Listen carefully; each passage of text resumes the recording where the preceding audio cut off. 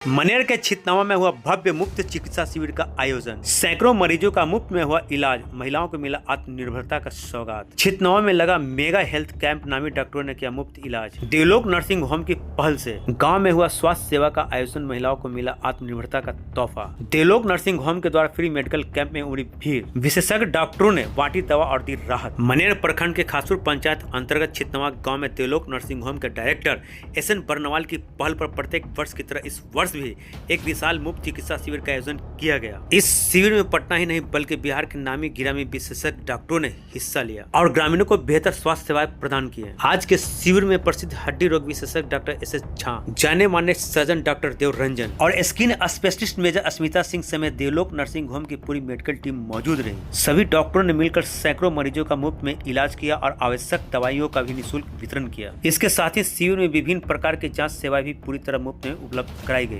जिससे ग्रामीणों को काफी राहत मिली। कार्यक्रम के दौरान देवलोक नर्सिंग होम द्वारा संचालित महिलाओं और बच्चियों की निःशुल्क पाठशाला के लिए 8 से 10 सिलाई मशीन भी उपलब्ध कराई गई। देवलोक नर्सिंग होम के डायरेक्टर बताते हैं कि इस पहल का उद्देश्य महिलाओं को आत्मनिर्भर बनाना और उन्हें रोजगार के अवसर प्रदान करना है। इस मौके पर उपस्थित ग्रामीणों ने इस पहल की सराहना करते हुए कहा कि ऐसे शिविर गांव के लिए किसी वरदान से कम नहीं है। देवलोक नर्सिंग होम के द्वारा आज इस छितनावा में आयोजित इस चिकित्सा शिविर में न केवल लोगों को बेहतर स्वास्थ्य सेवाएं दी गई, बल्कि महिलाओं को आत्मनिर्भर बनाने की दिशा में एक सराहनीय कदम भी उठाया गया। देवलोक नर्सिंग होम की यह पहल समाज के लिए एक मिसाल बनती नजर आ रही है। आज देवलोक नर्सिंग होम के द्वारा चिकित्सा शिविर लगाई गई, प्रत्येक वर्ष लगाई जाती है सर। यहाँ पे कई सारे लोग यहाँ पे आए, क्या कुछ कहेंगे सर? आज चीफ गेस्ट है सर। मुझे जब पता चला कि इस शिविर का आयोजन हुआ है तो मैं बड़ा ही उत्साहित हुआ कि शहर में ऐसे शिविर की बड़ी आवश्यकता है।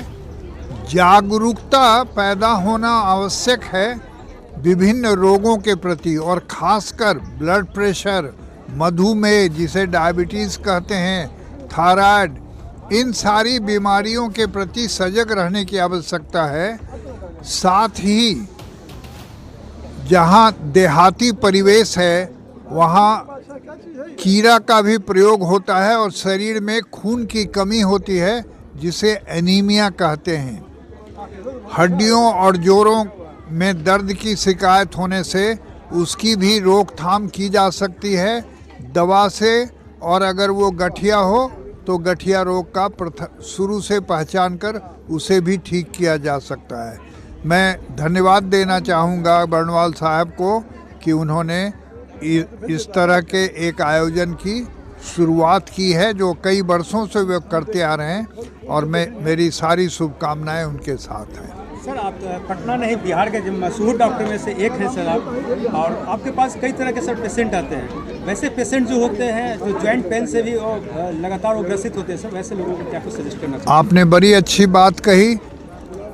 जोड़ों का दर्द मुख्यतः 2 कारण से हो सकता है। एक तो उम्र जनित हो सकता है और दूसरा होता है गठिया रोग से, और ये गठिया रोग किसी भी उम्र में हो सकता है।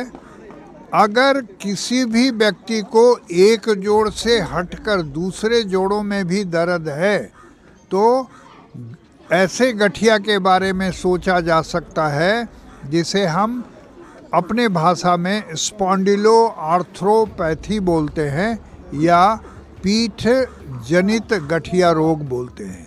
आमतौर पर गठिया बीमारी हाथ पैर के जोड़ों को दोनों तरफ बराबर रूप से प्रभावित करती है।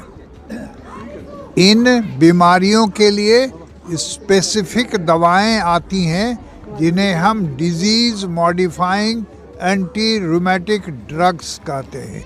इन दवाओं के इस्तेमाल से बीमारी पर रोक लग जाता है, परंतु जिस तरह ब्लड प्रेशर, डायबिटीज़, थायराइड के लिए लगातार दवाई खाना है, इन बीमारियों के लिए भी लगातार दवाई खाने की आवश्यकता है, और इस बात पे सजगता होनी चाहिए। जॉइंट पेन ज़्यादातर किन उम्र में ज़्यादातर होते हैं लोगों को? आमतौर पर महिलाएं जिनकी माहवारी बंद हो जाती है उनकी हड्डियां भी कमज़ोर हो जाती हैं, और हड्डियां अगर कमज़ोर हो जाए तो आपके जोड़, जिसमें खासकर घुटने प्रभावित होते हैं, ये पुरुषों में 50 या 60 उम्र के बाद से परिलक्षित होता है। ऐसे सर देखा जाए तो युवाओं में भी कुछ इस तरह सिम्टम नजर आते हैं। आपने बिल्कुल ठीक कहा। जैसा मैंने कहा, अगर युवा में कोई चोट का इतिहास नहीं है कि कोई एक्सीडेंट हो गया या वो कोई प्लेयर था, तो गठिया के बारे में सोचना चाहिए। इस परिसर में गरीब बच्चों का एक निःशुल्क विद्यालय चलता है।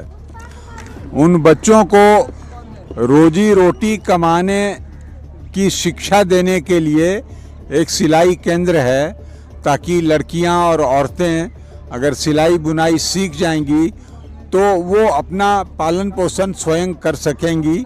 इसीलिए सिलाई केंद्र आज से प्रारंभ किया गया है। रही चिकित्सा की बात, तो हर साल हम लोग यहाँ एक विशाल चिकित्सा शिविर लगाते हैं। इसमें जो भी बीमार पेशेंट जहाँ से भी आता है उसको उचित तरीके से देखा जाता है, खून की जांच की जाती है, ब्लड प्रेशर देखा जाता है, और जो ज़रूरत की दवा है वो ज़रूरत की दवा मुफ्त में देते हैं।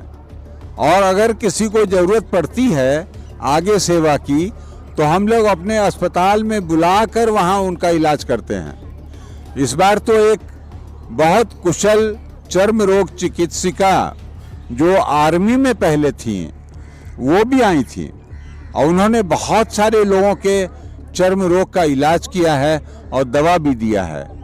मैं आप लोगों के सहयोग के लिए आपको धन्यवाद देता हूं और चाहता हूं कि ईश्वर हमें ऐसा मौका बराबर देते रहें। धन्यवाद।